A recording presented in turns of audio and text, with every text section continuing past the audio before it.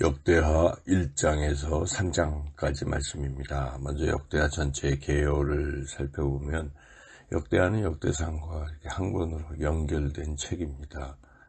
역대상이 다윗 왕에 대한 기록이었다면 역대하는 솔로몬 왕과 그 이후 남유다의 왕들 또 마지막 남유다의 멸망에 대한 기록이라고 말할 수 있습니다.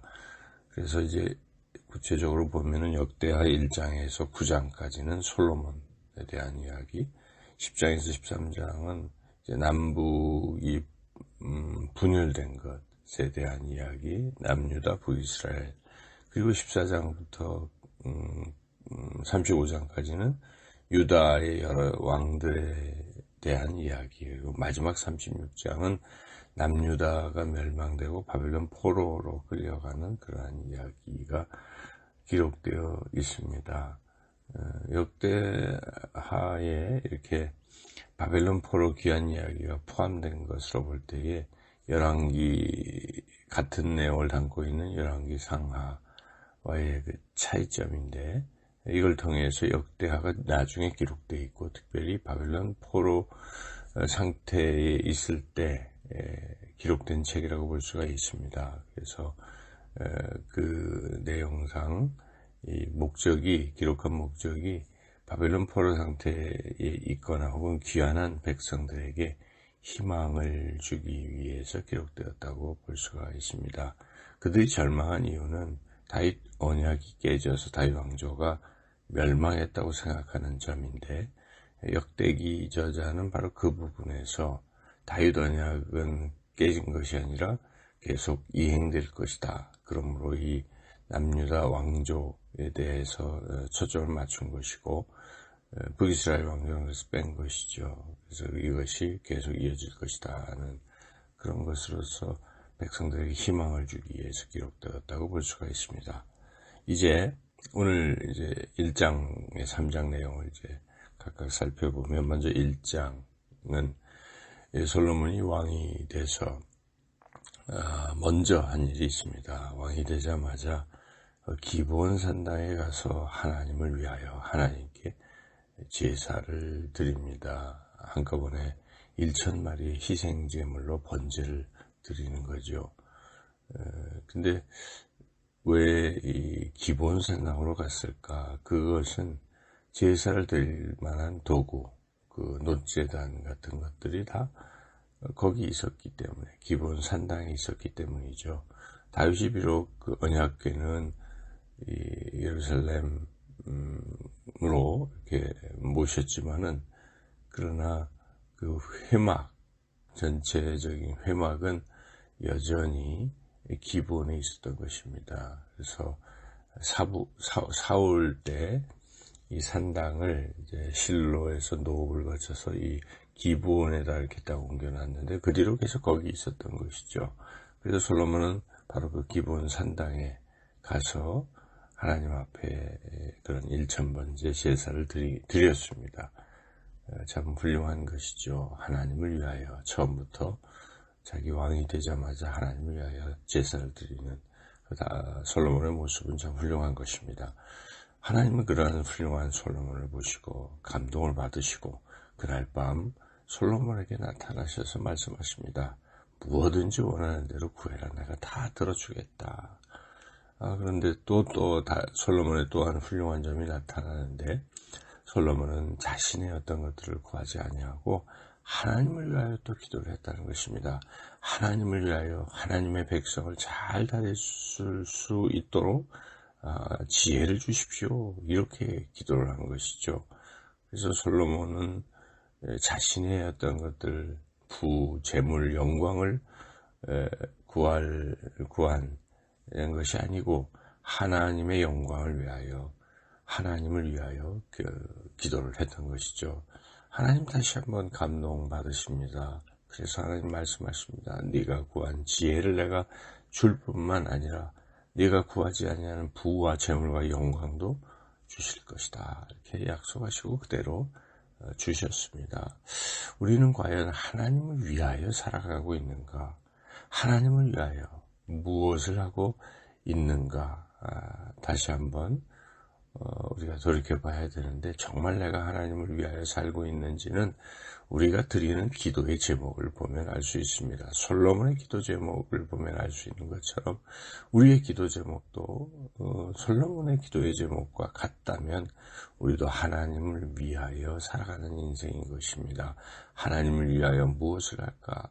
하나님의 뜻을 어떻게 이루어갈 것인지를 끊임없이 고민하고 기도하고, 또 하나님 주시는 음성으로 하나님 위하여 살아갈 때 하나님은 기뻐하시고 놀라운 복을, 구하지 아니한 복도 더하여 주실 것입니다. 이 장은 이제 솔로몬이 성전을 건축하는 그런 이야기인데, 솔로몬은 자신의 궁궐을 건축하기보다는 먼저 하나님의 성전을 건축하겠다고 그렇게 결단을 합니다. 그런데 솔로몬은 결단만 한 것이 아닙니다. 그 결단한 것을 이루기 위해서 여러 가지 일들을 하죠. 일할 인력도 뽑고, 또 필요한 재료도 국내에 없으면 이웃나라 두로의 후라망에게 사절도 보내서 그러한 어떤 성전 건축의 재료들을 다 이렇게 준비를 합니다. 그리고 이제 성전 건축을 3장에서 이제 하기 시작하는 것인데, 우리가 이 2장에서 솔로몬의 그 태도에서 은혜를 받습니다. 솔로몬은 귀한 마음을 먹었죠. 하나님 위해서 성전을 건축하려고 결심하였는데, 결심한 것으로 그치지 아니하고 결심을 위해서 최선을 다했다는 점이죠. 우리도 하나님 위해서 내가 무엇을 하겠다 결단은 하지만 실제로 실천이 약하다면 잘못된 것입니다. 우리도 솔로몬처럼 결심을 했다면 실천하기 위해서 끝까지 최선을 다해야 할 것입니다. 이제 3장에서는 드디어 솔로몬이 성전 건축을 시작하는 모습이 쭉 기록되어 있는데, 솔로몬은 성전 건축을 오르난의 타작마당에서 했습니다. 그것은 이미 다윗 왕이 그렇게 정하기도 한 것이죠. 그런데 이 오르난의 타작마당은 바로 모리아산이라고 말할 수 있습니다. 그래서 이 모리아산이 어떤 것입니까? 아브라함이 하나님 말씀에 순종해서 자기 하나밖에 없는 독자 이삭을 아낌없이 드렸던 곳이 모리아산입니다. 그러므로 이 모리아산은 곧 하나님 앞에 순종하는 것, 또 드리는 헌신, 그런 장소로 우리가 생각할 수가 있죠.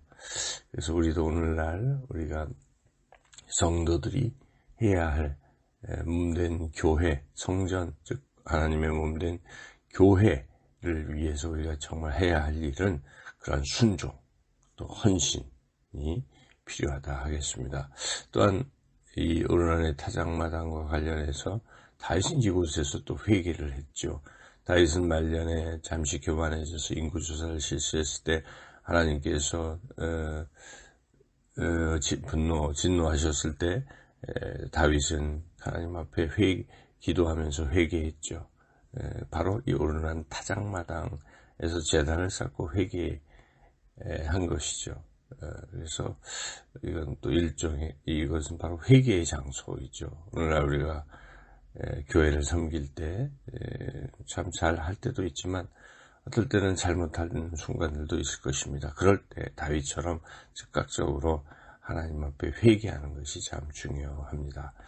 다윗은 솔로몬은 이 성전을 이제 건축한 후에 성전 앞에다가 2개의 기둥을 세웠죠.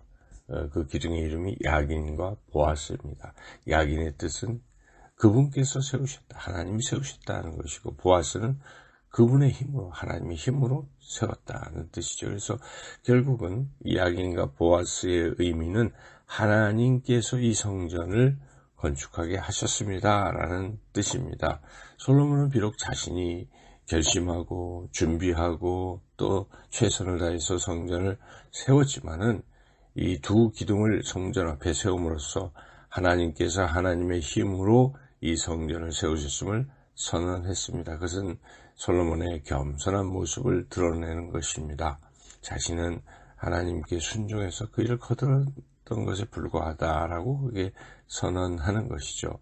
오늘 이 3장의 말씀을 통해서 우리는 주님의 몸된 교회를 섬길 때 어떤 태도로 섬겨야 되는가? 순종, 그리고 자신의 시간과 물질을 재능을 아낌없이 드리는 헌신, 그리고 잘못했을 땐 반드시 회개하는 것, 그리고 모든 것은 하나님께 하셨다는 겸손의 자세, 순종, 헌신, 회개, 겸손의 자세로 주님의 몸된 교회를 섬기며 살아가시는 저와 여러분 모두가 되시기를 주님의 이름으로 축원합니다.